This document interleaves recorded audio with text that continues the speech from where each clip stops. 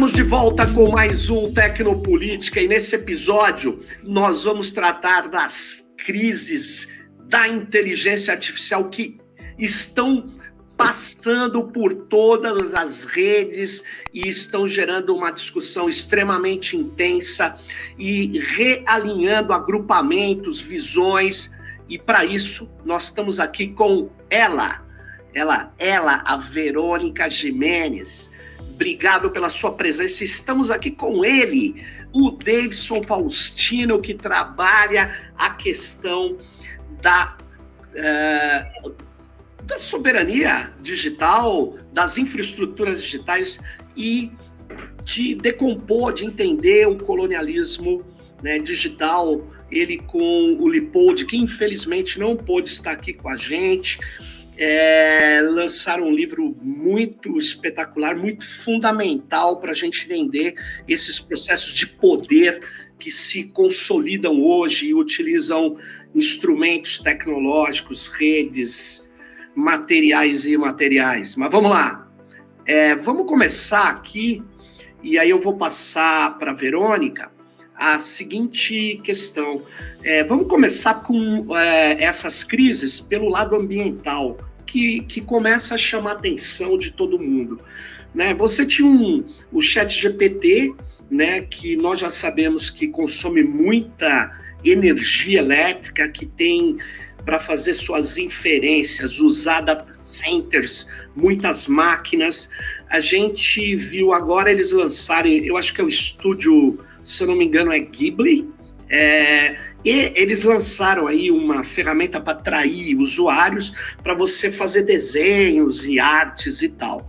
Bom, isso gerou, me parece, eu não sei até que ponto isso é verdadeiro, mas 1 milhão de novos adeptos ao ChatGPT por dia, e, obviamente, teve um impacto ambiental que está sendo avaliado de uma maneira aproximada, porque, de fato, a gente não tem condição de ter um cálculo muito preciso sobre isso, mas é estimado aí de que um total de 6,6 milhões de metros cúbicos de água vão ser utilizados aí num período de tempo. Então, para gerar uma única imagem, vamos lá, você usa de 0,1 kW, né, que é o que está sendo pensado.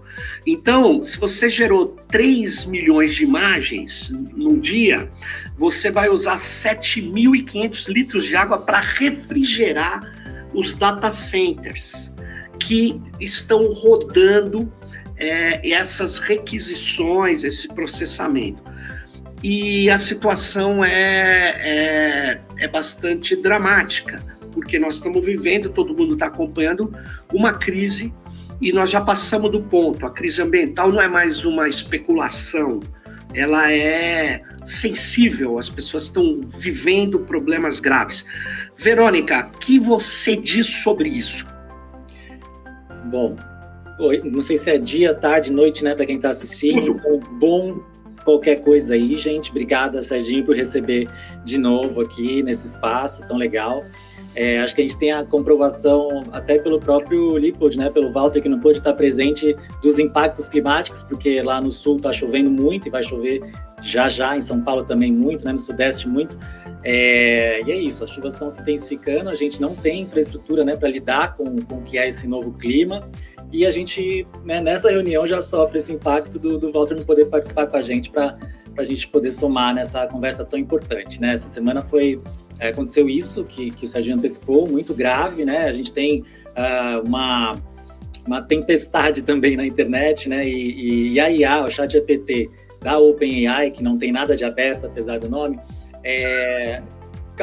tendo essa aquisição, né, de 1 milhão de usuários por hora. Isso foi na segunda-feira, o pico. O próprio Sam Altman, né, o presidente aí da OpenAI, afirmou isso lá na rede Twitter X. Então, a gente que tem essa preocupação, né, com o colonialismo digital, né, com o combate aos abusos dos monopólios, que a gente chama de Big Tech, tá, assim, pressionada, né, com esses números, porque são os números que a OpenAI conseguiu lá no começo, em 5 dias do lançamento, esse 1 milhão de usuários. E agora eles estão conseguindo esse 1 milhão de pessoas usuárias por hora, né? Então é assustadora a velocidade que esse sucesso, essa febre dos desenhos, né, gerou nas redes, e agora parece que é uma bifurcação.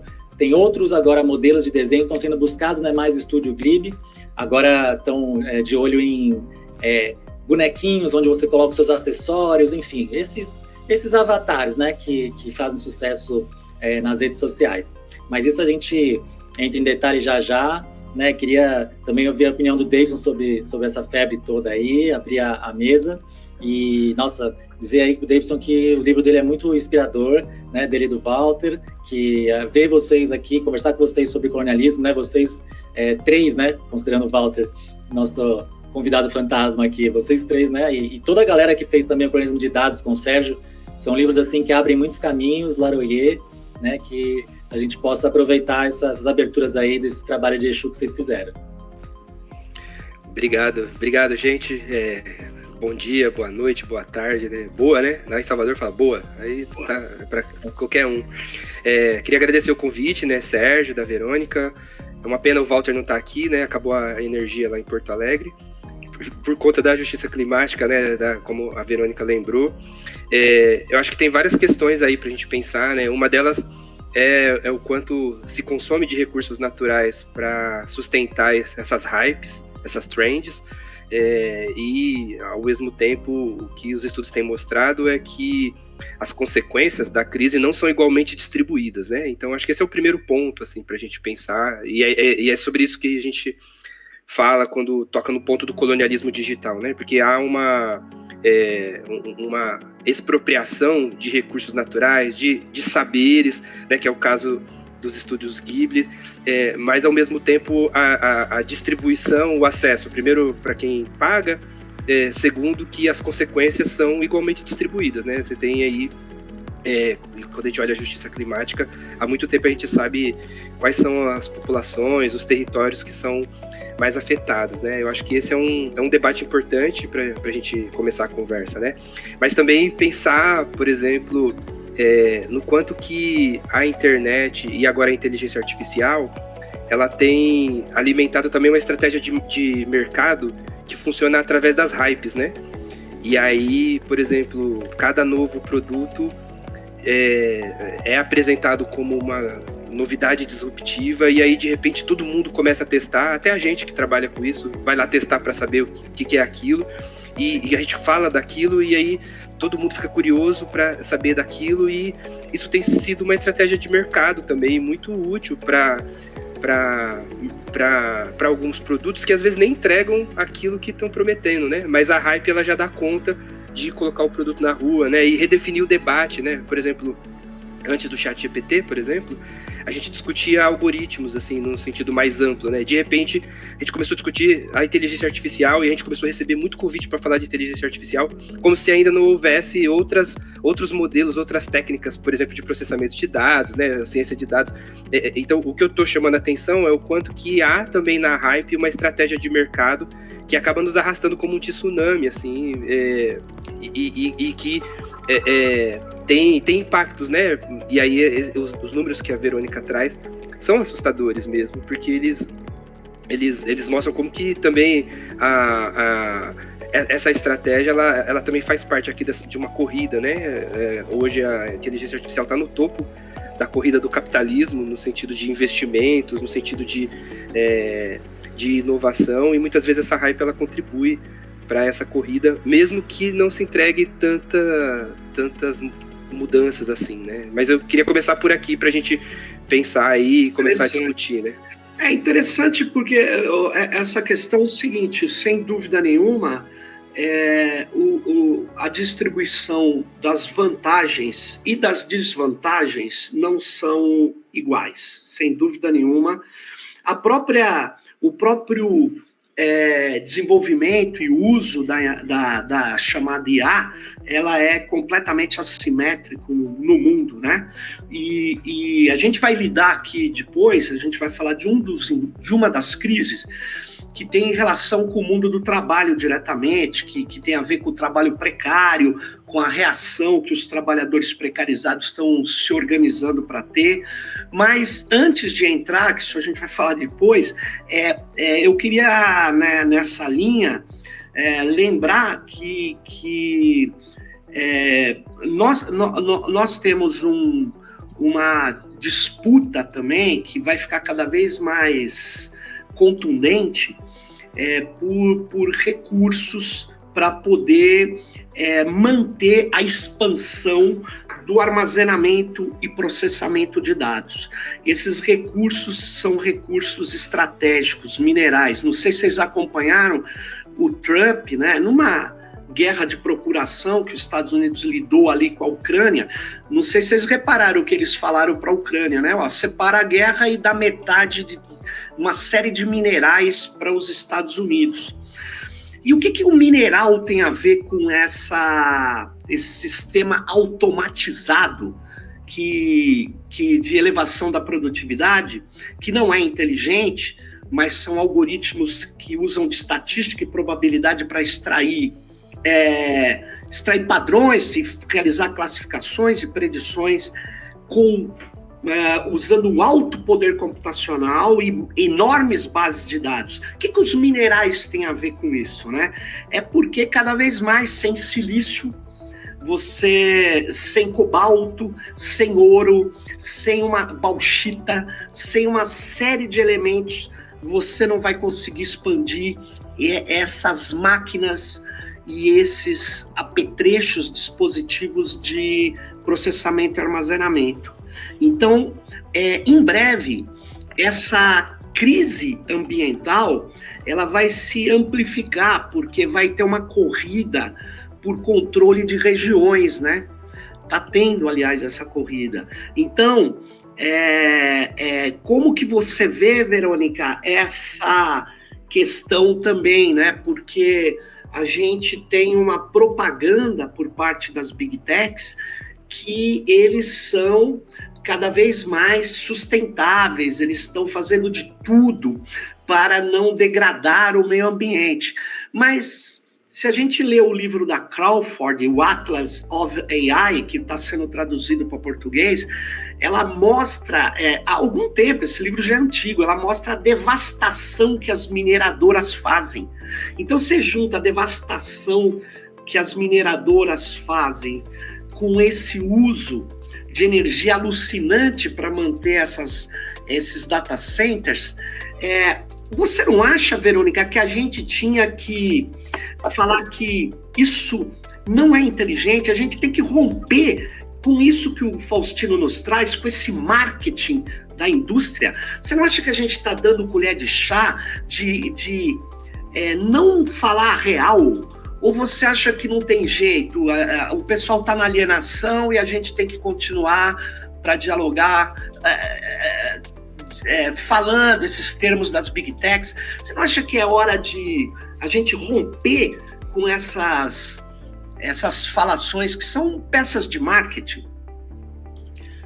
Total, Sérgio. Eu estava elogiando justamente o livro de vocês, né? Porque traz esse alarme, né, muito importante, e traz também uma terminologia fundamental para a gente entender as estruturas desse problema, né? A gente não usa por acaso, né, esse termo de colonialismo, porque a gente está vendo agora nessa era digital, né, se reproduzir e aprofundar todas as opressões de classe, raça, gênero, né, espécie. Quando a gente fala do abuso do planeta, a gente está falando também de uma opressão de espécie, né? A gente viu agora, né, no Rio Grande do Sul, com as enchentes e tal, corria na internet muitos vídeos, né, de animaizinhos, assim, também sofrendo, né, não recebiam ali o cuidado, as pessoas, claro, também, mas assim, veja como há uma opressão de espécie por trás desse abuso também do planeta, né? Então são várias camadas de opressão que se aprofundam com essa corrida maluca que a gente está digital, né? E toda essa era da informação, mas principalmente agora dessa onda da IA. Então é muito legal assim ver esses conceitos e se armar desses conceitos, né? Porque a gente está nesse momento justamente questionando isso. Quando você vê uma pessoa, né, que está postando ali um desenho dela e fez isso no ChatGPT, é importante fazer um uso crítico. Se você quer entrar nessa onda, se você tem alguma coisa mais valiosa para fazer no dia, de repente, né? Ou se você pode... porque o que você quer quando você quer o que você quer? É sempre importante fazer essa pergunta, né? Às vezes você fala para você mesmo, assim, né? Eu só quero colocar um desenho meu. Mas, na verdade, você quer, sei lá, surpreender o contatinho, você quer, sabe, lacrar na internet, sei lá, há várias motivações, né, por trás dos fenômenos da internet. Então é importante a gente ficar atenta a esses fenômenos e o que a gente está fazendo ali, porque essas tecnologias, elas têm ferramentas, né, profundas de controle emocional, né, de controle de várias dos nossos vícios cotidianos, né, na sociedade ocidental. Então, a gente precisa...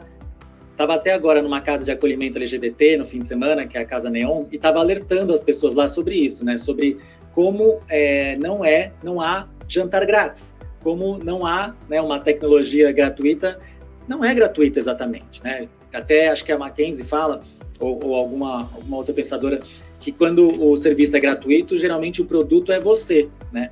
E vocês também falaram disso extensivamente nos livros, sobre toda a parte de extração de dados, né, que a gente sofre aqui no Sul Global, toda essa riqueza, junto com também valores financeiros, vai para o Norte Global, fica acumulado lá, né, e a gente sabe que também que por trás dessas Big Techs existem os fundos privados, que são fundos maiores do que os fundos públicos, são maiores do que PIBs, né, só não são maiores do que PIBs da China e dos Estados Unidos, os fundos privados que têm a maioria, né, da Big Tech.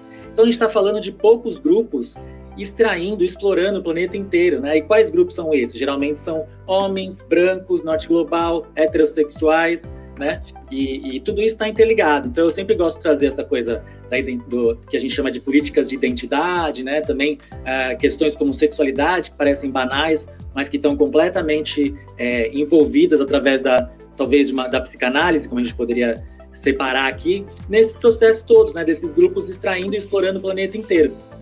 Então, é importante a gente ouvir mais falar desses impactos para conseguir dosar o nosso uso dessas tecnologias, né? Não é porque é gratuita que você vai usar extensivamente, né? E até é preciso cada vez mais se atentar aos vícios, né? Nas telas, aos vícios nesses aplicativos, né? Feitos para viciar, completamente configurados em interface para viciar. A gente que é mais antiga aí da tecnologia sabe, né? Que nem sempre a gente teve o autoplay de vídeos, que é uma coisa feita para você se viciar. Nem sempre a gente teve feed de rolagem, né? Isso são inovações, são processos artificiais, são feitos...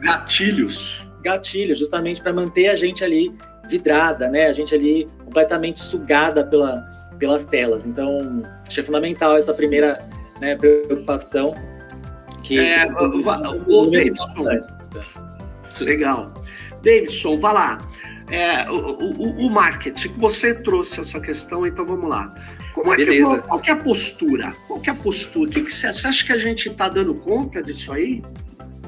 Eu acho que você tocou num ponto importante, né? O próprio termo inteligência artificial já é um termo marqueteiro, né? Que diz muito pouco sobre o que é essa tecnologia. Exatamente. E cria dificuldades, assim. Eu acho que até pessoas sérias que estudam, né, ciências de dados, computação, uma das tarefas para explicar como funciona, para poder manejar, é dizer, olha, não é inteligente, são cálculos, é estatística, é probabilidade, é regressão logística, é função multivariada, né? E isso se perde com o próprio termo, né? Para usar a psicanálise, que a Verônica colocou, com os próprios significante inteligente, né? Então, e dá a entender às vezes que é uma coisa que vai sair do controle e que vai nos dominar, né? E essa fake news, ela é ideológica e ela é muito útil ao capital, né? Porque, de certa forma, por mais automatizado que sejam os processos dessa tecnologia, eles ainda estão sob controle do capital, né? E ainda tem pessoas que controlam. Por mais que, sei lá, se a gente pensar esses modelos, né, de linguagem, esses grandes modelos de linguagem, Transformers, você tem milhões, bilhões, trilhões de parâmetros, né? Então é óbvio que um ser humano não consegue olhar ali todos os nós de cálculo, todos os parâmetros para poder saber com confiança entre o input e o output qual foram as razões de cálculo que aquela máquina utilizou para chegar em determinada conclusão. Mas ainda assim, quando a conclusão não é a contento, ela é recalibrada, né? Eu gosto de dar o exemplo do banco, né? Porque hoje, se você vai no banco pedir um empréstimo, não é mais o gerente que olha a sua cara e decide dar um empréstimo, não. Você tem um modelo que vai varrer todo o seu histórico no mercado, seu CPF, os seus empréstimos anteriores, sua relação com outros bancos, e vai criar ali um score que permite sugerir determinados padrões de empréstimo para você, né? Então, de certa forma, você tem uma máquina fazendo isso, fazendo o que antes era um ser humano. Mas, no entanto, imagina se essa máquina oferece um output que não permite ao banco lucrar com aquele empréstimo. Imediatamente ela vai ser recalibrada, né? Então, a ideia de um ente autônomo, autoconsciente, ela cai por terra, né? Você tem um processo automatizado que tem um grande grau de liberdade, que por vezes é imprevisível, tem um resultado imprevisível até a quem programou, mas ainda assim, se o resultado não é contento, aquilo é recalibrado, né? Então, eu acho que é importante desmistificar essa tecnologia, e aí o nome não ajuda, né? Mas para ela funcionar,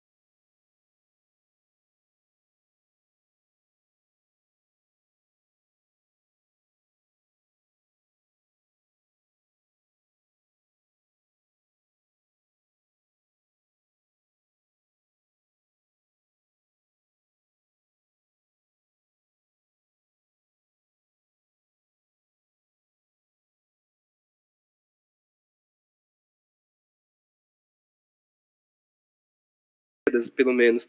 Mas, de certa forma, eu sinto que o Trump, ele é a consolidação desse processo, ele é a cereja do bolo que faltava, né? Porque o Trump, ele é honestão, né? Você já tinha, por exemplo, a gestão Biden financiou a guerra da Ucrânia, financiou o genocídio palestino, financiou as guerras na República Democrática do Congo, no Sahel, mas agora o Trump, ele lembra muito Hitler, porque se a gente pensar, por exemplo, o fascismo, o que o fascismo faz na Europa é aquilo que a Europa já fazia na África, nas Américas e na Ásia, né?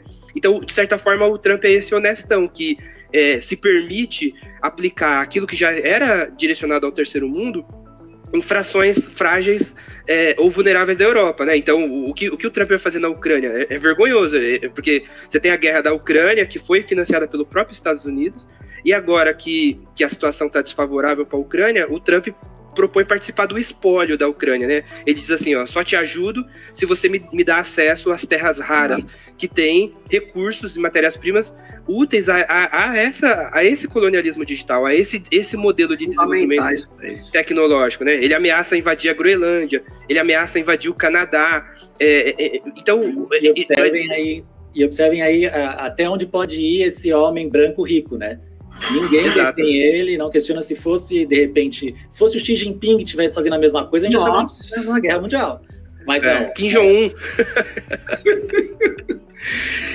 Então é isso, mas só para fechar, eu acho que tem algo aqui para a gente não desconectar o Trump, a Ucrânia, a Palestina, do ChatGPT, porque quando o ChatGPT se permite varrer toda a internet e capturar sem nenhum tipo de remuneração ou consentimento, capturar toda a produção humana, você tem o mesmo processo de expropriação que o Trump faz, que a Europa faz na África, você expropria terra, você expropria dados, você expropria estilos, né? Então, pegar, por exemplo, um estilo, uma estética, e expropriar para depois revender naquele modelo, é parte do mesmo processo de colonialismo, é disso que estamos falando.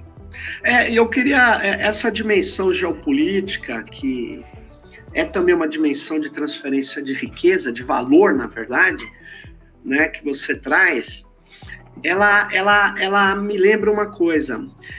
Esse processo que é chamado equivocadamente, e está consolidado, infelizmente, é um marketing, né, de inteligência artificial, ele me remete a um cara que chama Lewis Mumford. Ele fala do projeto Manhattan, que construiu a bomba atômica. O projeto Manhattan tinha muito recurso, tinha dinheiro do Estado, dinheiro do setor privado, tinha uma cidade que construíram. Quem viu o filme Oppenheimer viu uma parte ali do que era o projeto Manhattan. E aí, atualmente, o pessoal acha que inteligência artificial é um aplicativozinho que você põe no celular. Mas, na verdade, não. Ele é mais parecido com o projeto Manhattan. Ele é uma mega máquina. Ele tem centenas de data centers. Ele tem bases de dados. Ele tem esses minérios para botar nos elementos cruciais para funcionar uma placa melhor, uma placa de $30 mil. Entendeu? Uma placa de $30 mil. Então, que vai fazer as inferências, que vai fazer os cálculos não na camada superior dos computadores, vai fazer no chip para agilizar o processo de tratamento de dados. Então, é um conjunto tecnocientífico e de capital, né? Eu acho que a Verônica trouxe, enfim, a questão dos fundos de investimento é uma coisa gigantesca que não é resumida a um softwarezinho que você põe no teu computador. É isso, a gente precisa desmistificar essa questão. É óbvio que tem um problema, que é o seguinte, Verônica, as pessoas acham que tem milhares de empresas de IA, mas não tem.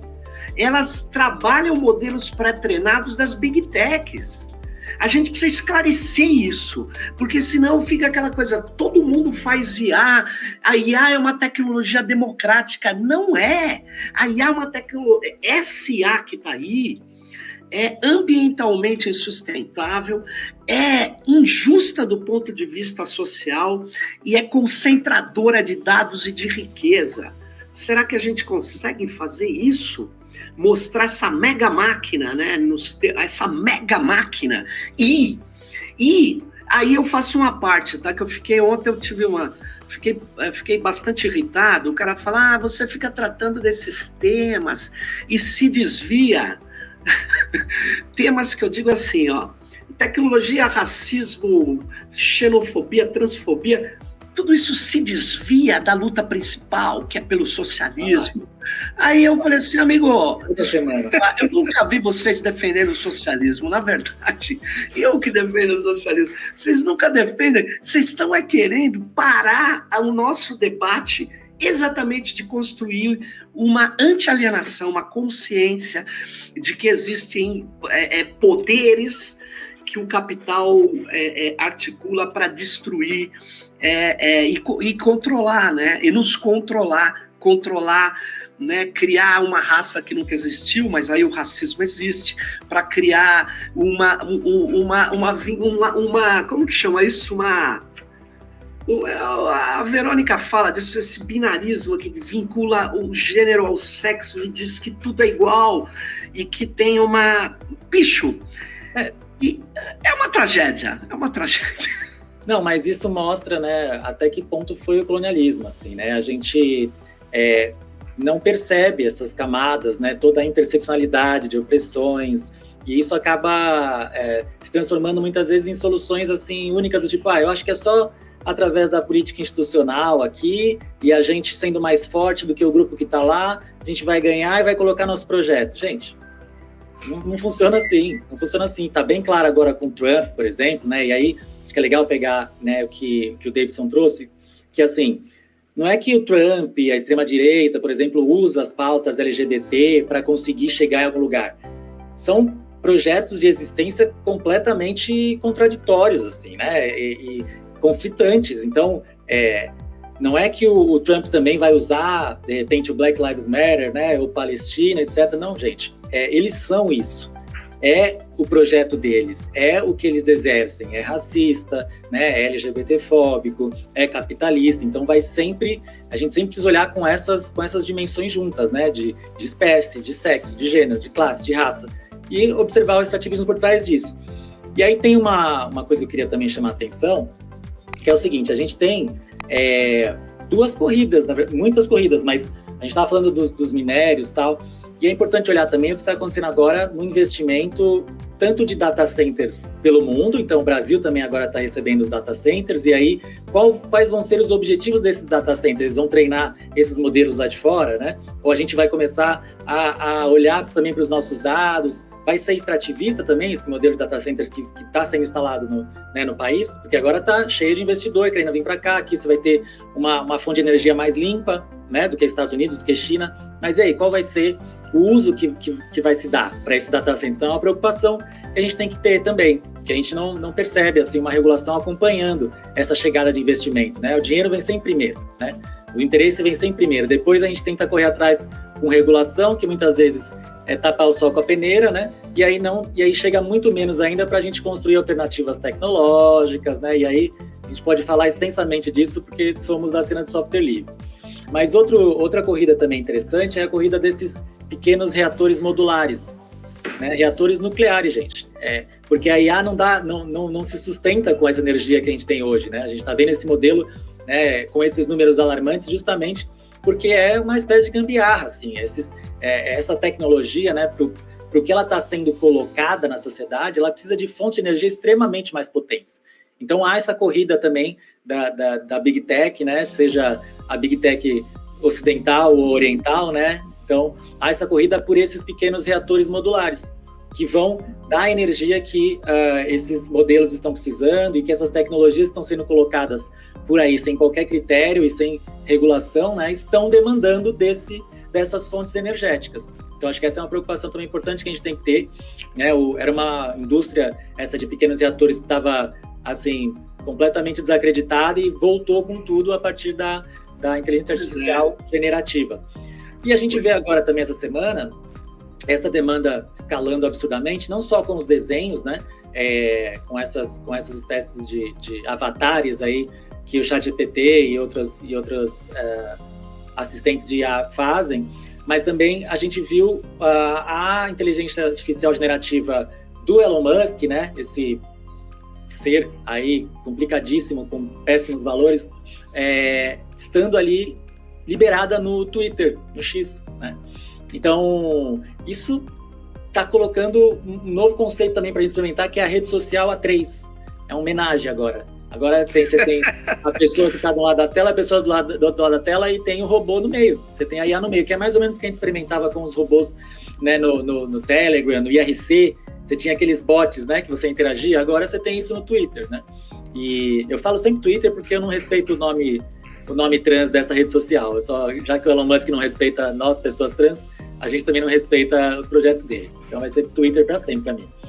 E é isso, né? A gente tem lá o chatbot do Grok, né? Que é essa tecnologia aí que está sendo treinada, e é muito curioso o que está acontecendo, porque lá esse chatbot ele foi treinado, né, com esses grandes datasets, então ele vem com esse tipo de leitura da realidade.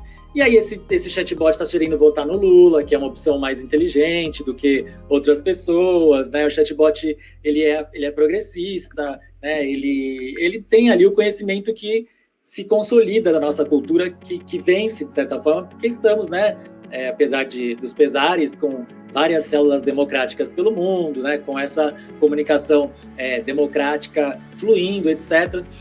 E é isso, né? É curioso você ver dentro da rede do Twitter, né, que já foi transformada em algo muito menos democrático, né, com mudanças na moderação, com o próprio público que ficou lá depois que o Musk comprou e colocou as regras dele, né?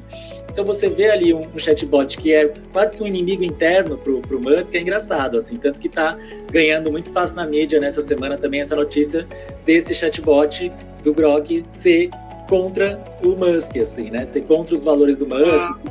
Tá vendo uma situação assim de as pessoas colocam um vídeo, por exemplo, do, sei lá, qualquer um desses fascistinhas da extrema-direita, e aí pede pro Grok no comentário analisar o vídeo. Ele analisa o vídeo e fala que o vídeo, sabe, tá errado, que a pessoa tá cometendo crimes, sabe? Um deputado federal de extrema-direita tá cometendo um crime naquele vídeo. Então, tá criando essas situações, assim, de saia justa, né? Verônica, ver também. Eu sei que eu devia passar aqui, mas eu queria já, antes, até para ouvir o Faustino aqui, mas eu queria fazer um alerta.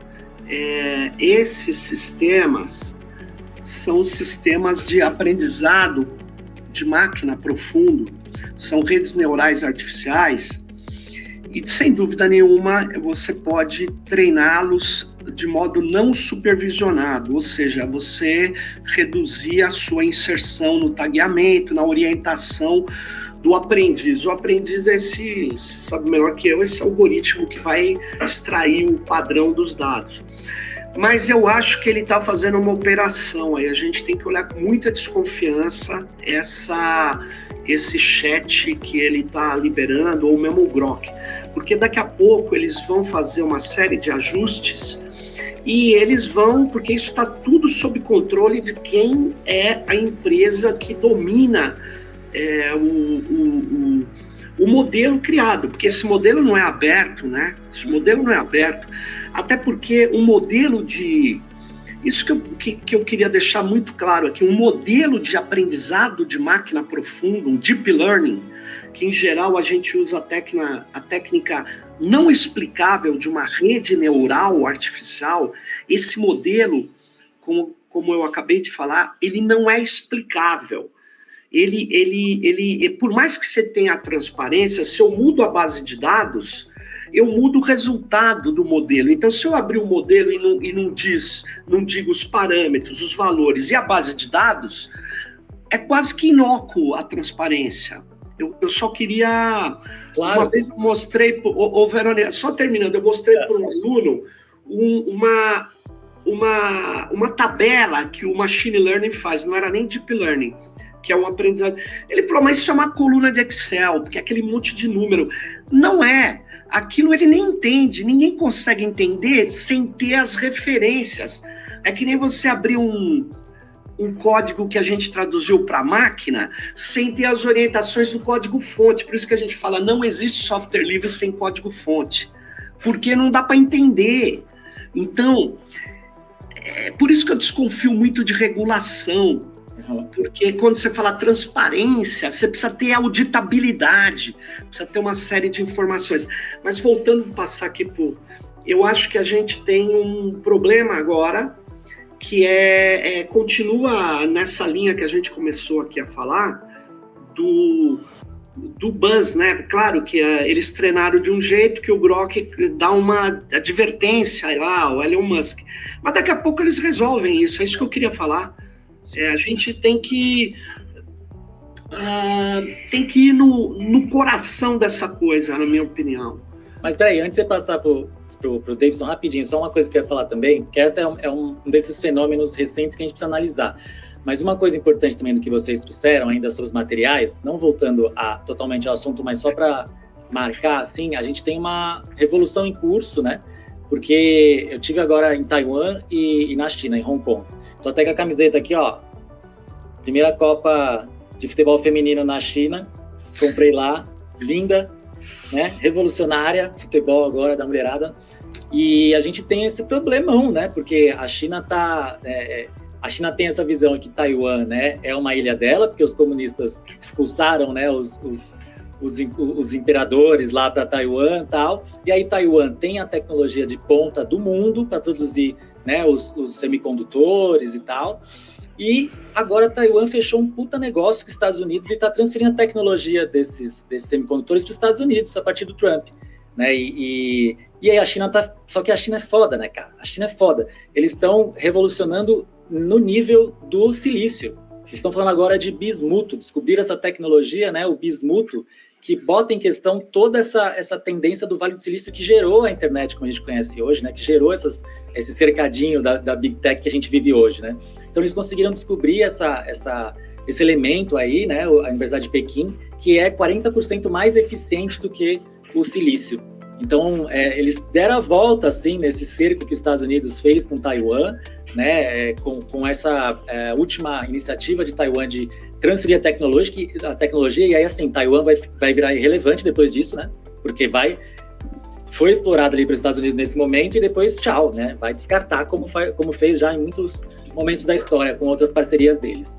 Então acho que é um ponto assim muito importante para a gente se atentar agora, porque há essa corrida, né, há a corrida energética, há essa disputa pela hegemonia tecnológica e política, né, especialmente entre China e Estados Unidos. E se a gente não se ligar nesse uso que a gente faz das tecnologias, né, e não intensificar, por exemplo, as relações BRICS, a Índia também está super avançada em conectividade, né, a gente está falando agora de regulação. Qual que é a regulação que você vai conseguir fazer depois que a internet for Starlink? Nenhuma, né? Porque a regulação hoje, o poder de regulação está muito em função do poder que o Estado tem sobre as antenas, né, sobre essa conectividade, que é uma das várias conectividades que a gente tem. A gente tem cabos submarinos, a gente tem essas antenas que fazem a conexão maior das cidades, mas a fibra ótica também e tal. Cabos submarinos que já estão completamente dominados pela Big Tech também, né? Entre parênteses aqui. E aí agora vem essa onda dos satélites, né? Os satélites de baixa órbita, se eu não me engano, que são, assim, a fronteira final de controle sobre a troca de informação, né? A partir do momento que a gente não tem mais controle dessa infraestrutura também, esquece regulação. Então a gente está nas últimas oportunidades de conseguir reagir a esse movimento todo de colonialismo, como a gente está falando, né? Fala aí, Denis. Queria pegar esse gancho. Muito bom ter escutado a Verônica antes, porque a gente vem defendendo, né, um tempo que não há software sem hardware, né? Inclusive, um desafio do debate do software livre é pensar o hardware livre, né? Mas pensar o hardware também implica acesso a recurso, né? Implica os meios de produção e quem concentra, né? Porque a gente está falando de investimentos na cadeia de trilhões, né? E aí acho que hoje, né, para entender o capitalismo é importante pensar isso que a gente chama no jargão marxista de composição orgânica do capital, né? Que é o desenvolvimento de tecnologia, de máquinas e o que há de mais sofisticado hoje talvez a peça central hoje do desenvolvimento tecnológico são os semicondutores, né? Como a Verônica colocou. E aí não é à toa que a Taiwan Semiconductor Manufacturing Company Limited hoje a galinha de ouro e a fábrica mais cobiçada do mundo, porque ela conseguiu, né, produzir os chips, né, na hora de imprimir nas bolachas a um tamanho tão pequenininho que permite uma agilidade que, sei lá, a segunda colocada não consegue aquela quantidade, aquele tamanho, né? Então, o que os Estados Unidos fez, e foi antes do Trump, inclusive, foi impedir que a China tivesse acesso a esses chips mais avançados, né? Ela só poderia ter acesso aos chips de segunda geração, porque os Estados Unidos já percebia que a China estava o alcançando ou ultrapassando em alguns setores, assim, né? Então você tem ali uma briga que, inclusive, antes do Trump, que ela é antiliberal, inclusive, né? Eu impeço que o meu concorrente tenha acesso a tecnologia para concorrer comigo, né? Só que aí o que a China fez? A China dá a volta, né? Ela dá a volta tanto no sentido da produção de hardware, né, com o exemplo que a Verônica trouxe, a gente vai precisar olhar para isso, mas ela também dá a volta no sentido lógico do software, porque se você pegar o DeepSeek, ele consegue alcançar o ChatGPT com menos capacidade de processamento, com menos, e a gente também precisa olhar para isso, né, em termos lógicos, em termos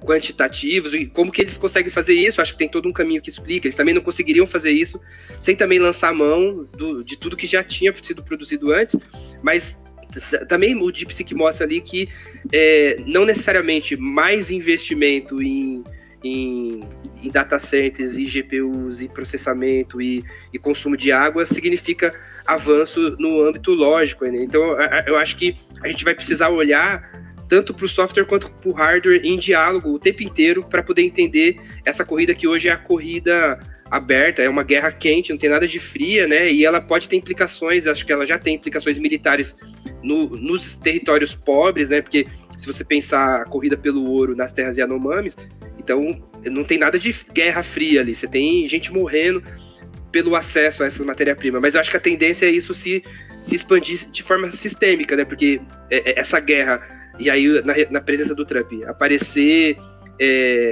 no Canadá, na Groenlândia, na Ucrânia, nesses termos, é algo novo. Eu acho que é um novo patamar dessa disputa, mas ela não está descolada. E aí, quando a China dá essa volta, isso merece que a gente observe aí, porque tem uma geopolítica que ela tem impacto para as nossas propostas concretas aqui, de software livre, de criptografia, de políticas de soberania, né? Não dá para pensar soberania sem também pensar qual é a correlação de forças, quais são os parceiros, né? E aí tem um debate sobre a China, que também é super difícil de fazer, é complexo, mas de fato a China oferece um caminho um pouco diferente dos Estados Unidos em termos de trocas desiguais. Elas continuam desiguais, mas são outros termos, né? Então eu acho que tem um debate aí, né? Do debate da nova rota da seda, que a gente que discute soberania vai ter que se debruçar, assim, de uma forma menos apaixonada, né? Porque tem gente que acha que a China vai resolver todos os problemas, tem gente que acha que a China é horrível, e a questão não é essa, a questão é entender as contradições e as diferenças. Acho que esse é um ponto.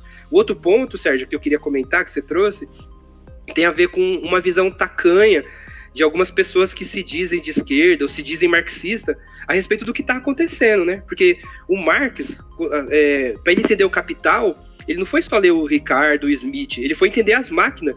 O Marx é o primeiro Simondon da história. Ele foi entender a Singer. Se você pega lá o capítulo 13 do Capital, ele foi entender a Overlock, o que é o cavalo, por que fala cavalo como tração. Ele entrou no como funciona a máquina para entender o impacto da máquina na organização produtiva, para entender o impacto da reorganização produtiva na reorganização da sociedade.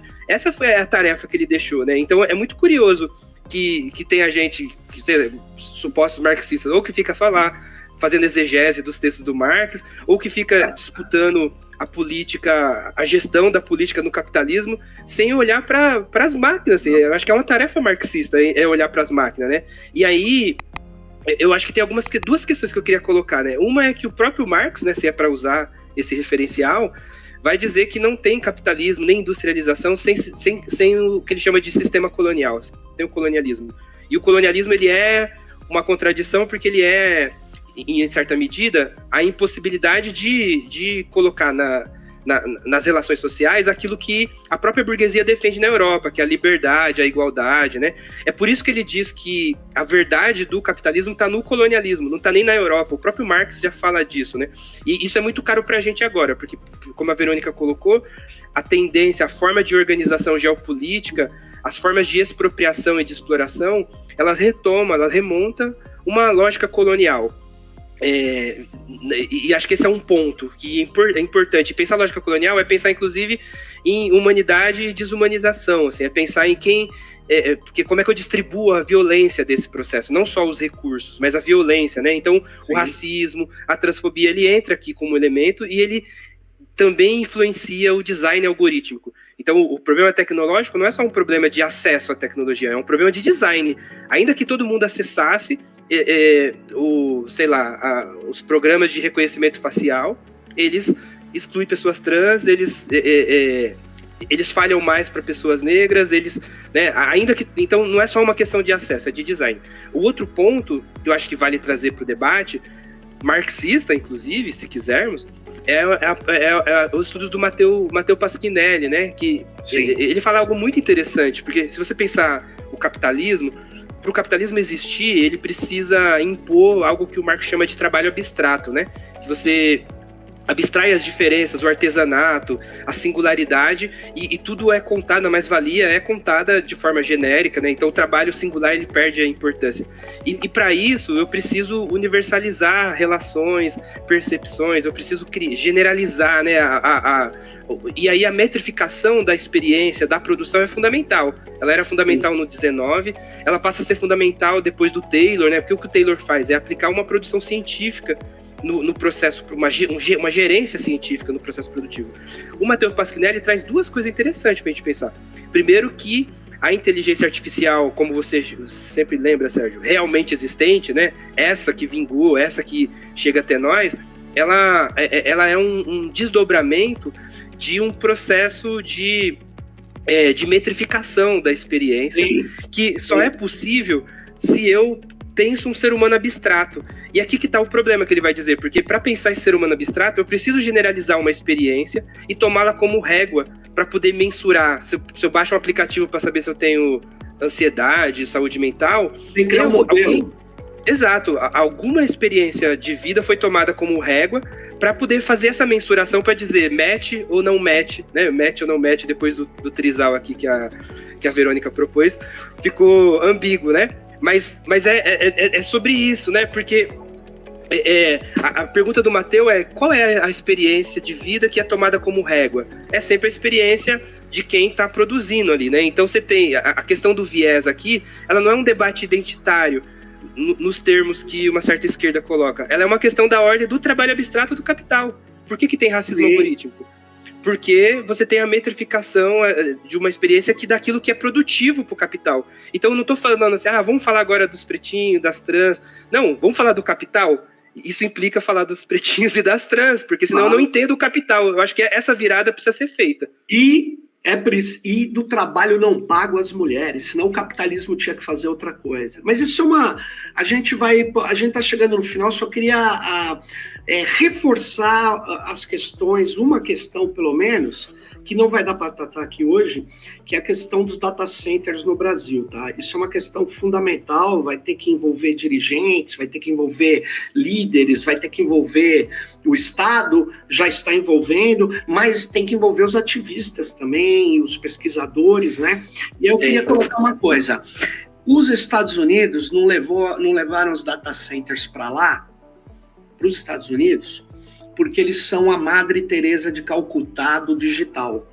É porque eles precisam concentrar dados ali e ter sob controle, enfim, porque é um insumo, eu diria até que é um tipo específico de capital, né? Trazer, e aqui o Brasil já tem mais de 100 data centers, alguns de hiperescala, aqui na região de Campinas, e trazer mais... não tendo uma regulação disso e não tendo um controle nacional, a Microsoft, a Oracle, tal, por causa da luta pela soberania, vai querer fazer data centers aqui para continuar dragando os recursos da nossa sociedade e os nossos dados para continuar na mão deles, só que agora localizados aqui. E o governo caiu nessa esparrela, chamando isso de soberania digital. Não existe soberania digital com a Oracle, com a Microsoft e tal, mas isso é uma outra... A gente vai ter que sentar para discutir, porque, por outro lado, a gente também tem que dar a nossa pancada, né? O Davidson falou, é difícil a gente trabalhar na camada do hardware livre e tal. Mas nós vamos ter que trabalhar. Nós vamos ter que trabalhar na camada de infraestrutura também. E a gente tem que fazer uma discussão estratégica disso, né? A gente está chegando no final, mas a gente precisa só... Eu vou passar para a Verônica, mas porque tem ela fazendo... Não vai dar para discutir, mas você dá um relato do break das APPs, que é um outro tipo de crise vinculada ao mundo do trabalho. Mas antes eu queria falar o seguinte, gente. Quem controla a cadeia do semicondutor baseado em lítio... baseado em silício... são os Estados Unidos, porque a empresa crucial não está lá na China ilhada, Taiwan. Ela está na Holanda. É a ASML, é quem faz a litografia e que está sob controle total. Os chineses, talvez, como a Verônica falou, consigam dar esse baile com um novo material, mas já tem vários materiais tentados e eles não tinham escala. Vamos ver se dá certo. Então eu passo a palavra agora para falar da crise do trabalho diante dos sistemas automatizados, né, que o pessoal chama de inteligência artificial. A gente está... O assunto, né, fluiu para essa pauta, acho que naturalmente, organicamente, né, porque a gente estava agora falando de Marx, está falando dessa pessoa que acha que representa, né, uma classe trabalhadora, né, universal, e não esse olhar para a classe trabalhadora que é diversa, né, que tem várias raças, né, sociológicas, tem, né, vários gêneros, tem sexualidade diversa, etc. Isso é a classe trabalhadora, né, gente? Então, é legal que a gente passou por esse ponto, porque a gente chega agora nessa emergência, né, também dessa semana, que é o break, né, das apps, especialmente voltado às plataformas de entrega.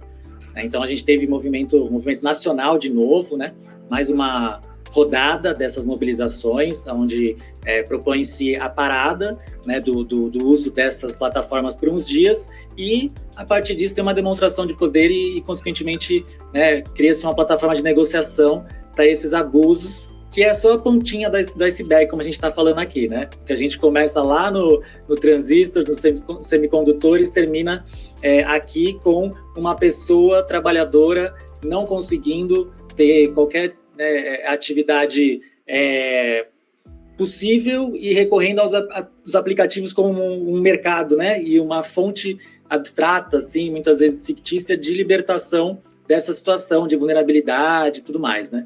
Então, houve essa mobilização, né, foi bem sucedida aí, pelo menos nos números. Vamos ver como é que se dá agora essa negociação, né?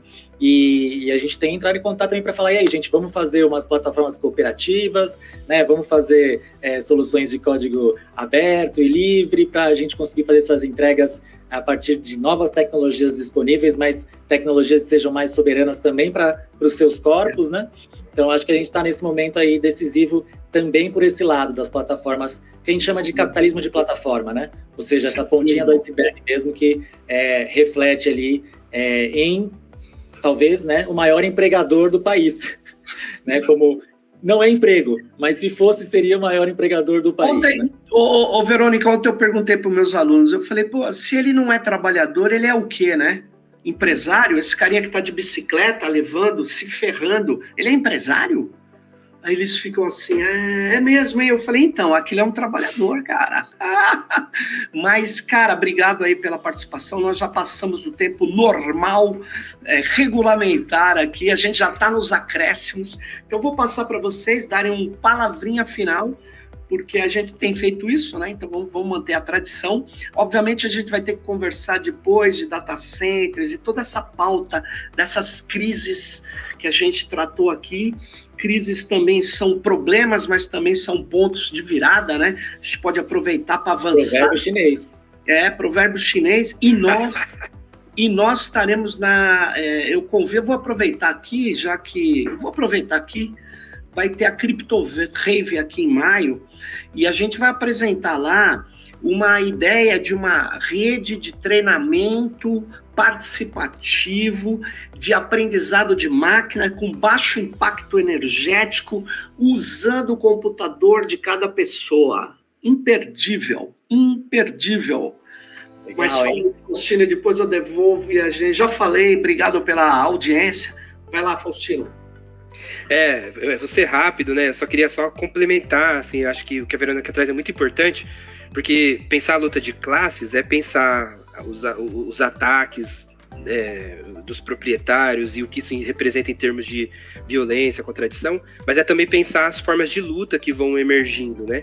Então, o break dos aplicativos é algo extremamente empolgante em termos de luta, porque mostra que não está tudo dominado, né? E que as pessoas estão buscando novas formas de organização para dar conta, porque se supunha até um tempo atrás que nem era possível que esse setor se organizasse, né? Então, isso é muito empolgante, eu acho que é algo de novo, né? Assim como a gente teve greve de artistas por conta da possibilidade de expropriação da inteligência artificial, a gente teve greve de funcionários da Google que se negavam a produzir modelos para a guerra na Palestina, para o genocídio palestino, né? Então, eu queria também fechar com esse convite para a gente ficar atento às novas formas também de luta que tem emergido, né? O coletivo de tecnologia do MTST, tem uma série de coletivos negros discutindo racismo algoritmo e pensando soluções, né? Então, eu acho que também isso precisa aparecer no debate para não ficar também aquele clima de que está tudo dominado, pelo contrário, né? E aí, eu acho que, né, vou repetir a Verônica de novo, a gente está num momento em que é possível influenciar nesse curso. É óbvio que a gente está perdendo, né? Qualquer análise sana precisa partir daí. Mas não está tudo dominado e a gente tem produzido, tem influenciado o debate. Não é à toa, porque, e eu queria fechar falando isso, porque o Trump passa a ser a opção, o Trump está ameaçando a própria soberania dos Estados Unidos com essa saída. Mas porque ainda assim o Vale do Silício aposta no Trump, porque o Trump é uma reação à nossa luta, a luta pela regulação na Europa, a luta pela regulação no Brasil. Então, é importante também reconhecer que nós também somos um gamer nesse play, e não qualquer gamer, né? Então, eu acho que isso precisa aparecer também para a gente não desanimar. Pelo contrário, assim, tipo, sigamos em luta. Obrigado pela oportunidade e a gente se vê na Crypto Rave, que é nossa. A Crypto Rave também é uma conquista aí importante que precisa ser apoiada. Valeu, um prazer estar aqui com a Verônica e com o Sérgio.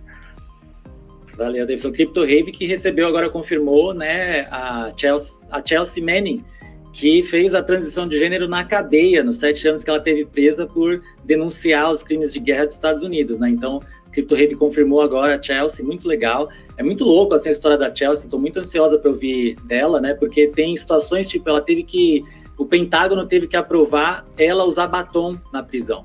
Teve que aprovar a passagem do batom para dentro da cela dela, sabe? Umas coisas assim, necrobiopolítica total aconteceu com ela, assim, então ela representa muitas nossas lutas aí, quero muito ouvir ela, e o que ela fez, né, gente, encarar, assim, a força militar dos Estados Unidos não é qualquer pessoa que aguente isso, não, né, como a gente viu depois também, com o Wikileaks e tal, mas enfim. Gente, só lembrar, essa coisa dos desenhos, né, para fechar, né, essa coisa dos desenhos, é muito importante a gente ter, portanto, esse olhar crítico, né, que a gente propôs nessa conversa, de qual está sendo o seu uso ali dos aplicativos, né, qual está sendo a transação por trás do seu uso, quais são as tecnologias também que você tem ali por trás, quais são as substâncias, né, os materiais, etc. Tudo isso precisa estar, né, na nossa cabeça, gente. É momento de guerra cultural, momento de guerra tecnológica, então tudo isso precisa estar, assim, sob o nosso conhecimento. Ali, na coisa dos desenhos, por exemplo, a gente teve infração de direito autoral, né, a gente teve exploração do trabalho artístico, a gente teve uso indevido desse conteúdo público, fortaleceu a Big Tech, foi ataque a todas as alternativas também de código aberto, aí foi alto consumo de água, energia, etc. Então, assim, são várias camadas que não tem como você embarcar nessa e ficar ilesa, assim, né? Então, acho que é importante trazer de novo esse reforço, a gente tem que ter esse olhar multidimensional para esse uso tecnológico hoje, e convidar as pessoas a participar da campanha Internet Legal, né? A gente está começando aí nosso sitezinho, é uma campanha que tem decolado agora, no último mês, internetlegal.org.br, né? Uma campanha aí muito importante que propõe esse olhar multidimensional para luta contra a Big Tech, para essa luta por soberania hoje em dia. Então, por um lado, sim, olhar a regulação, influenciar, fazer incidência política, mas, por outro, desenvolver as alternativas tecnológicas, né, conectar todos esses agentes, como o Davidson trouxe aí, coletivo MTST, tem as setoriais do PT e do PSOL de tecnologia que também são potentes, são os movimentos, né, de gênero também na tecnologia, tudo isso precisa se conectar mais, e essa campanha está sendo um bom ponto, assim, de convergência. Queria convidar todo mundo a participar, né, e lembrar, assim, gente, que tudo que a gente tem passado não é algo natural, é algo completamente artificial e frágil. Tudo pode ser reconfigurado, tudo pode ser revisto, e a gente tem esse poder de intervir nessa realidade e sair, né, dessa economia que a gente vive hoje, libidinal, que é colonialista, que é masculinista, né? Trump aí, maior exemplo, que é racista, é binária, né? É carnívora, enfim, tudo isso a gente precisa rever e vamos conseguir superar aí essas várias formas de violência e estamos juntas. Muito bom, muito bom. Esse foi mais um episódio do Tecnopolítica. Mais ou menos no final aqui, eu sei que nem todo mundo gosta dessa perspectiva, como eu sou um heterodoxo, eu sou um marxista que junta Foucault e Deleuze, é um negócio barra pesada. E ele lembra o seguinte, o Foucault dizia, onde há poder, há resistência. E vocês mostraram isso no final aqui, desde o começo, mas vamos lá, a vida mostra isso. Então, obrigado pela audiência, dê um clique, ajude a divulgar o episódio, porque não é simples divulgar o episódio, ajude as pessoas a distribuírem esse episódio, ouça, comente, dê like, faça o que for possível, porque a gente vai ocupar os espaços e esses espaços são espaços de reflexão crítica. Fique ligado no próximo Tecnopolítica. Bye, bye.